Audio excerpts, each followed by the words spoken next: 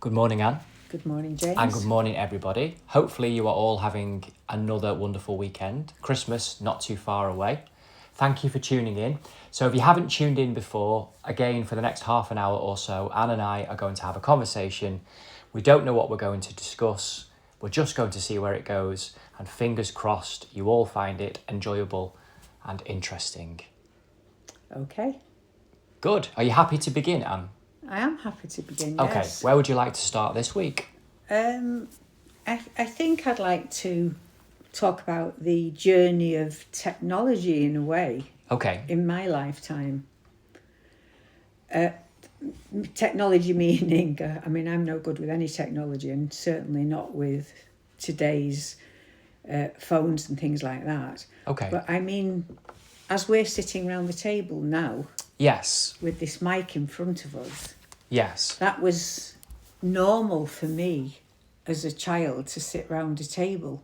Okay. And with the radio on the table. Yes. So for you at your age group, what would you imagine a radio to be in those days? I've heard it referred to as the wireless. Mm-hmm.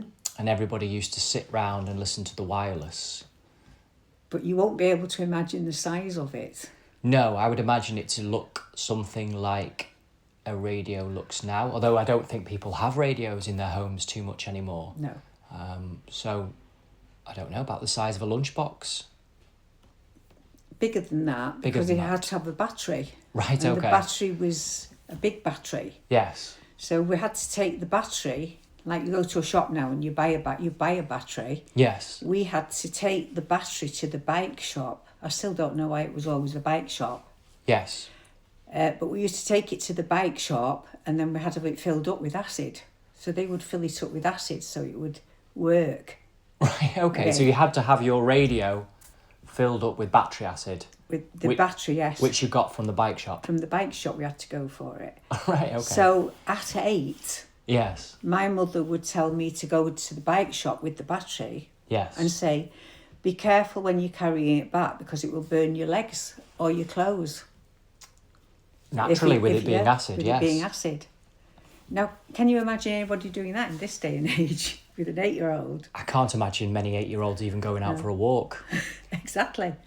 So we would take it home and then we could all listen to the radio again. But we would all sit around a table.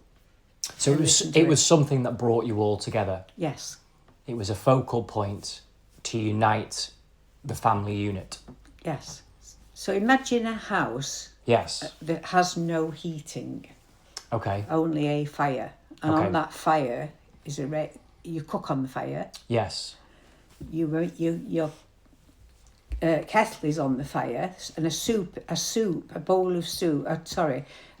Iron pot of soup is always on there, heating all the time. An open fire. An open fire, yeah. Coal fire. Coal fire, yeah. Coal fire, okay. Coal fire, yes. So there's an oven at the side of it, yes. like a range, and that's what all the baking was done in and cooking. Okay. So that is the only room that's heated. Nowhere else is heated. So that is where everybody is. Yes. No electric in the house, which is why you have to have a battery, because there's no electric. Of course, okay. In the house. That makes sense. So, so the warmest room is that room. So we've only got 2 rooms. You've got a kitchen at the back, which doesn't have anything in it, but it has a big slopstone sink to wash up in. So you actually did your cooking in the lounge because of the fire? Because of the fire. Right, okay. So that's the warmest place. So because we didn't have furniture, only had a table and a couple of chairs. Yes. So our whole family's only had that. So how many of you were living in this house? We were all right. There was 4 of us. But when my mother was growing up in the same type of house, yes. She had 9. She was one of 9. Wow, she one had of 8 9 siblings. Yes. In the same house. In the same house. Is this what a 2 up, 2 down traditionally is? Yes. So we're talking about a terraced inner city, in your case, inner city Manchester. Yes. Archetypal 2 up, 2 down. Yeah. No electric. No Toilets electric. Outside down the bottom of the yard. Frost on the inside of your windows. Absolutely, yes. Slugs up your wall. Mm. Wow. And also, no such thing as an alarm clock. Oh, wow.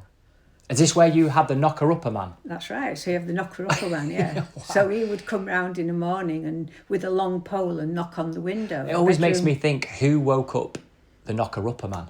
I've always wondered that myself. I don't know. Is that what his name was? The knocker-upper man? Knocker-upper. The knocker-upper. Because it could be a woman. That might have another meaning now, the knocker-upper. Yeah, it might. Definitely has another meaning now, yeah. Or maybe it was then as well. Yeah, so sitting around the table listening to the radio was exciting. I can imagine.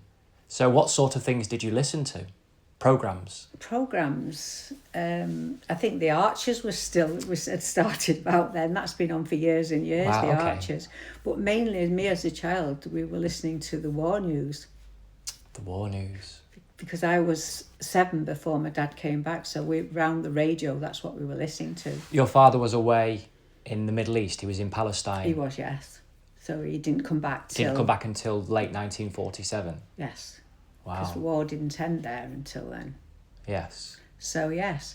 So this is making me think, we're sitting at this table now. Yes. But how much we've progressed, that we're actually not listening, we're actually talking into the mic rather than us listening to the radio. I know, and everybody this morning will be listening potentially through different mediums now, a telephone, a tablet. Yes. I don't know, some sort of internet-based technology. But the experience is still there, thankfully, the intimate experience of a voices, yourself and myself, Anne. And thank you, everybody, for creating this community. I'm passionate about radio and about speech radio and about conversation in general. It's something that is intimate, personal, accessible, and genuinely, I feel, when people genuinely share their unique stories, their unique thoughts, ideas, it is the most powerful medium of information sharing. It's the most powerful and human-centred experience that we have in this particular way, in this media world. Yes. I think the simplicity of voice and having your own mind and imagination freed up to be able to conjure up any images that feel natural to you. I think it's tremendously important. And I've said this before, and to everybody listening, to all of you, each of you will be in your own environment or in an environment that is not obviously here, where Anne and I are. And I know that's such an obvious thing to say, it's blatantly obvious, but we're all sharing a space together now. Yes. And it crosses time and space because we're not all literally in the same space and time. However, we are all listening together. And we won't all know who's listening in terms of the actual specifics, yet in another way we know that we're all listening together and that we are all speaking together, or to be more accurate, you and I are speaking, Anne, and everybody's listening, but we're all communicating and we're all part of that community together, and that's personal, intimate, but potentially could envelop everybody. I know that's an extreme, but to say anybody potentially anywhere at any time, in theory and in potential, can be a part of this. Millions, billions potentially. Yes. Or just 4, 5, 6. Sat round a table. Absolutely. Like I was.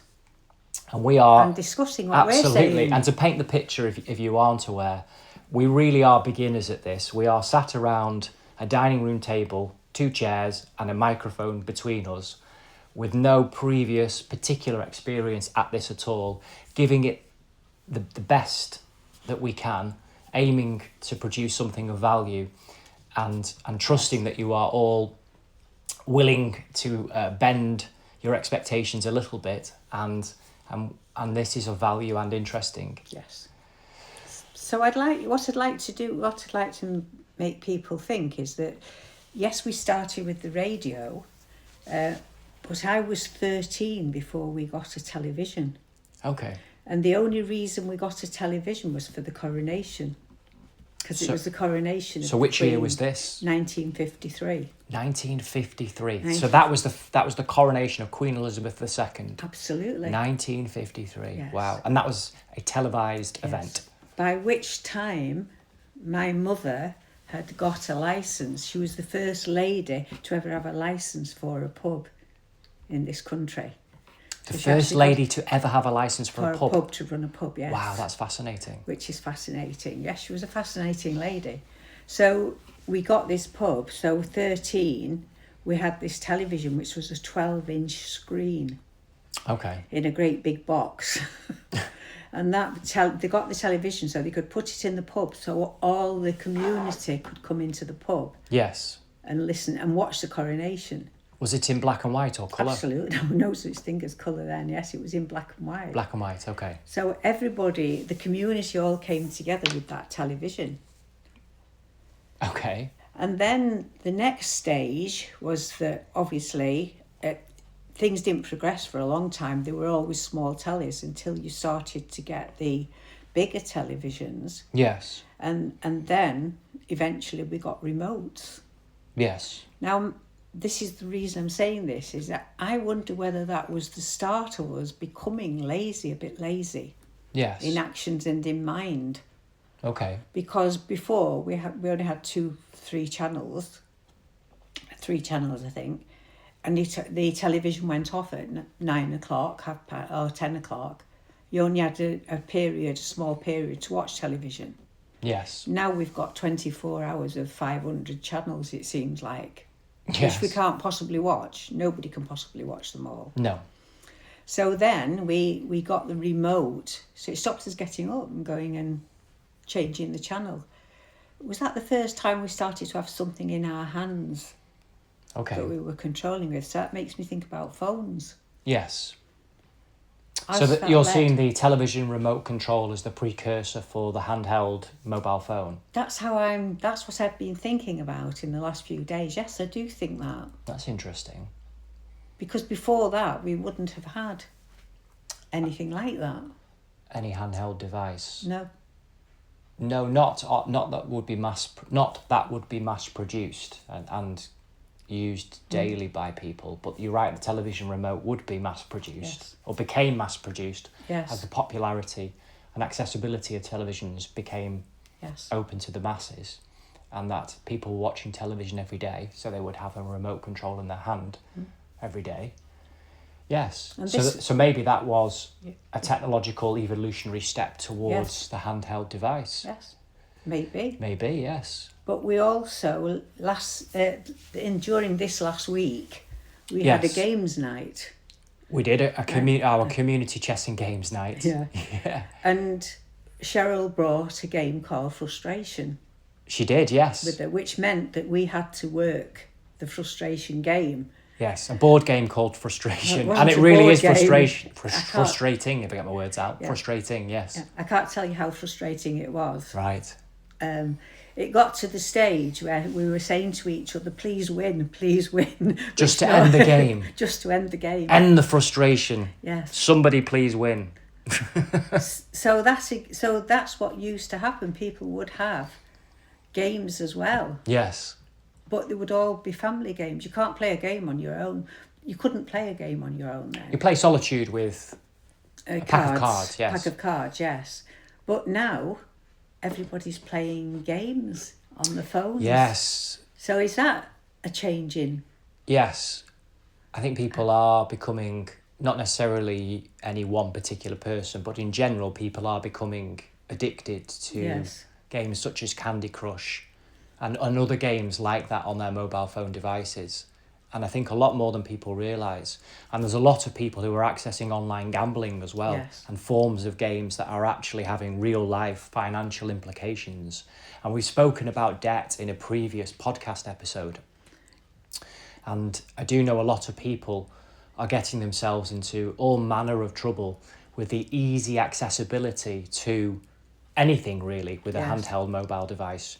With the speed of smart technology now, and with the interconnectivity of the internet and the speeds obviously being now 5G, there are some benefits to that, and potentially other benefits if the human race was able to cooperate and collaborate and work together for the greater good. There are. I'm not remiss in that, of course there are, but there are huge obvious pitfalls, and that's what's happening in lots of people's lives. And it's not just children that are addicted to their mobile phones, it's adults as well. And I think that's something that people are struggling to acknowledge and struggling to admit, that a lot of people, and it is a lot of people. There is a programme on this week, isn't there? What's that called? It's that I think people should watch. Yes, it was on this week, and I think it's on next week. It's a 2-part documentary. I'm not entirely sure of its exact title, but it's on Channel 4. It's Emma and Matt Wills, and it's to do with the teenage mobile phone use, and it's looking at a particular school that are going on a 3-week mobile phone and computer device complete screen detox, including Emma and Matt themselves, and looking at the impact that it has on cognitive ability, memory, emotion, mood. Grey matter of the brain. Yes, that's one of the things that came out, that it's quite frightening, to be honest with you. It's extremely frightening that consistent and repeated mobile phone use, smart technology use, is destroying grey matter in the brain, which is akin and similar to what happens when people abuse substances like drugs, Yes. narcotics, alcohol. It's destroying the brain. It's taking away people's ability to think. Grey matter is what we use predominantly to think. Yes. And therefore we're losing the cognitive ability in terms of how we operate as a human being. So we would be regressing evolutionary. We would be regressing in our evolution by using this, or we're evolving into some type of other species if it continues on its track. So it's fascinating and interesting, and if you haven't seen it, you will be able to get it on the streaming service, Channel 4's streaming service. Again, Channel 4 putting together thought-provoking, challenging, interesting, frightening, necessary television programme making here. Documentaries that are interesting, informative and necessary. So I suggest everybody watches it, and I think it's going to hit home with some truth for a lot of parents and for a lot of people about our own personal mobile phone, smartphone use, but also how unsafe our children are. Yes. And it can't be ignored any longer. No. Too many people are ignoring it. And even in the documentary, I have to say, I don't want to lead people too much. I think the conclusions are still too soft. So far, I've only seen one episode. Yes. I had somebody that a client who came to see me yesterday, a male client. Yes. Who he walked through the door and he actually said, "I've not got my phone." Yeah, as he walked through the door, he went, "I've not got my phone." Okay. And I said to her, "How do you feel?" He said, "I'm panicking." Yes, well, this is one of the things that the documentary goes into, is the anxiety and the stress just from not having the device on your person. It's quite frightening. It really is addiction. It really is addiction. And although when he came in and he was panicking, and what he said, I don't think he realised what he was saying, and he said, "Nobody can get in touch with me." Yes. And I think sometimes are we dependent on something because we're frightened nobody will get in touch with us? Yes. Whereas normally we would be sat round a table talking to somebody, or in a house talking to somebody. What I'd like to suggest, and I'm only suggesting it because it's nothing to do with me at all, is that if you're going to buy any last minute presents as a family, Yes. I would suggest that you buy a game that you can all use to play together. A fun game. A traditional game. A traditional In fun so game. much as it's actually physically tangible, Yeah. not an electronic game or a digital game. Not Monopoly.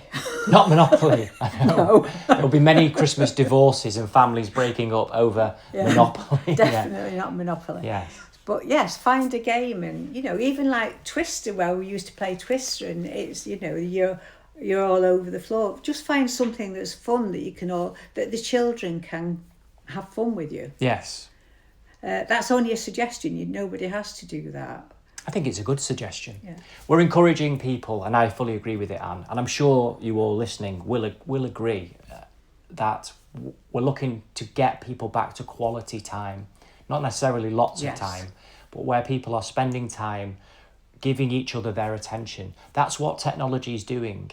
It's encroaching on our attention. Yes. So people can be sat in the same room but all staring at a phone. Your children can be with you, but they are giving their attention to mobile phone devices. Your partner, your husband, your wife, your friends, your work colleagues might be having a conversation with you while still glancing at their phone. We're being disrespectful, we're being rude, but we're also not giving each other our full attention. And each of us is worthy of attention. And if we have something to say of meaning, it should be listened to. And if somebody's saying something of meaning, it's respectful and right that we listen to it. We don't have to agree with it. No. We don't have to like it. We have the right to reply. We have the right to remain silent, theoretically speaking. But each of us is of value, and everybody's point of view is as valuable as anybody else's, given respectfully, honestly and sincerely. Then we are losing our humanness, we're losing our feel, we're losing who we are if we're giving our attention to technological devices and not towards each other. Technology has tremendous use to support us, but it cannot lead us. We cannot worship technology and not create destruction and mayhem and chaos. And that is what is going to transpire even more so than what's happening now. It's going to lead to complete and utter catastrophe if we do not change course. And it's a course that needs to be back to each other. So it's something that is accessible, it is simple, it is honest, it is immediate. We ourselves are our greatest source of entertainment, knowledge, wisdom, comfort, warmth, skill, support, love, challenge, growth, education, anything, everything. The human being, the human community, the human species is the most magnificent, the most divine, inasmuch as the uniqueness of the human being. I'm not talking about the human being being a superior being to other beings. I don't mean it in that way. But the human being is the most complex living organism in the physical. The human brain is the most complex structure in the physical. We do not understand, at least from a scientific point of view, how the brain and heart and how consciousness actually functions. We are the most complex, the most simple, the most profound being there is. Yes. And yet we have no idea who we are. So I'm saying let's get back to finding out who we are through our hearts, through an open mind, through touch and feel, through simplicity of idea, through creativity, through genuine human interaction. I had somebody coming to sweep my chimney this morning. Okay. Who was... that was very random. I know, but it's not. It's to do with what you're saying. Yes, actually. no, it's fascinating. It's just saying, left field, that but was it all. is left field, yeah. So he came to sweep my chimney. Very, very efficient man. Yes. And I'm very impressed the way he works. But he was telling me he's got 2 children, one 6 and one 4, a boy and a girl. And he was talking about them. And he was saying how much he loved being a father. Yes. He was 37 before he became a father, but he said he absolutely loves it. And there were a couple of instances here that I tuned into when he was talking. One was that one of his children was being bullied by another boy. Okay. And he says he play fights with his son quite hard. He plays fights with him. Okay. And he said to the son, hit him back, which is not talked about in these days. Okay. You should hit him back. And if you hit him back, hit him hard and he won't hit you again. Okay. So I know that's a bit controversial, but that's not the only thing I'm talking about with this. And then he said he takes his son to karate and boxing. He's only 6, but he's already starting him on that to get rid of any aggression within himself in a good way. Yes. The little girl is already starting ballet. So she's going out to activities as well. So he's starting his children very young on activities, which I think is brilliant because, they're not on phones. They don't have a phone or anything. But I said to him, as he was leaving, and I said to him, are you going to let them have phones? Yes. And his reply, which is a standard reply, was, well, they have to have them these days. I know. And I thought, this man, who is a really good dad, said that was his answer. By the time they go to the secondary school, they have to have them. And the And question isn't of it why sad? why do they have to have them? He was somebody who'd come to do a job in my house, and he was very efficient, and he did it very quickly. One thing, sorry, Anne. He didn't. Yeah. So he didn't have. I didn't go into any discussion because that wasn't my business. That's his children. Yes. But that standard reply for me shouldn't be a standard reply. It needs to be. It needs to be challenged and held to account. Yes. And if parents acted en masse, why would children need phones? One thing that concerns me, and maybe we can talk about this in future episodes, and it does come up in the Emma and Matt Wills documentary about teenage mobile phone use. They talk about the settee, don't they? Them all sitting on the settee with phones and the television. Yes, that's how it started. Yes, well, that wasn't what I was going to say. It's a good point. Matt, the father, does say that he realised that the television was on in their home, and both parents, Emma and himself, and their 2 children, or 3 children, I'm not sure, were all sat on mobile phones, and he looked up and he clocked it, and he registered that this is not right, this is not good. The point I was going to make was that one of the things that the parents talked about, and they all agreed upon, and I found it quite frightening, to be honest with you, was Emma says, well, I'm all for, it's absolutely necessary that I'm tracking my children. And I was surprised, all the parents were nodding. I find that frightening that parents are tracking their children. I mean, who on earth wants to be tracked? And why on earth are you tracking your children? People talk about governments and institutions and technology monitoring people's behaviour, for better or worse. I'm not talking about any particular point of view about it. And yet we've got people tracking children, tracking them like they're property. Take the phones off them. The phones are doing far more damage than any human interaction or any human being. Well, they can have a Nokia phone. If they're bothered about a child being in danger, they can have an ordinary Nokia phone that they can just ring the mum or the dad. Even that I find weak, to be honest with you. If I'm just being candid about it. In this day and age, though, you can sometimes understand that. I can understand because of the way the streets are. The mobile phones and children having mobile phones, particularly smartphones, are meaning that things are 1,000 million. I mean, it's exponential in terms of how much worse it is because of the technology. Take the technology off the children. It may be tremendously difficult to do that, and the children may revolt to the point of violence. And I know a lot of people are very afraid of that. But if people do not act now, there will be no more children behaving as children. No. And I know that that's frightening, but ultimately, if we play this out, where is this going? If this is unregulated, unchecked, if people don't act with morality, any kind of conscience, where is this heading? Yes. So I suggest they watch it. For another week in terms of the specifics, and you're right, I know that there can be, and there are points of view that are put forward that are valid, but the most of them, if I'm honest, are coming from a place of weakness, not strength. Or fear. Well, that's what I would class as weakness in terms of... So we could understand why people are afraid, but at the end of the day, people need to get out of fear, myself included, everybody included, and step into what we can actually proactively do. Stop talking about it and actually do it. Because it's the safety of the human race. It's the safety of children. What is more important than that? What is more important than that? So how many excuses are going to be allowed to be put forward before it's too late? So let us act with conscience. Let us act together. Even if we don't agree with each other, let us move together with integrity and respect. But we can all agree that children and the children's future, our children's future, is fundamentally of most importance. Yes. I think also the chimney sweep today, which I'm going back to, is as he was leaving, he said, I've given my son permission to retaliate. Yeah, okay. I'm not quite sure about that one, Anne, but okay. Yeah, but he says, he won't be frightened of standing up for himself. Yeah, so he's giving his son confidence. He's given the confidence to do it. He said he won't do it because he's not ready. Yeah. So, okay. Time for us to finish.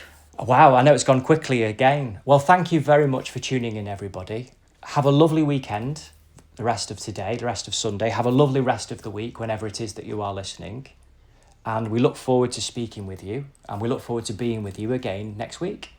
Goodbye, everybody. Bye. Bye-bye. Bye-bye.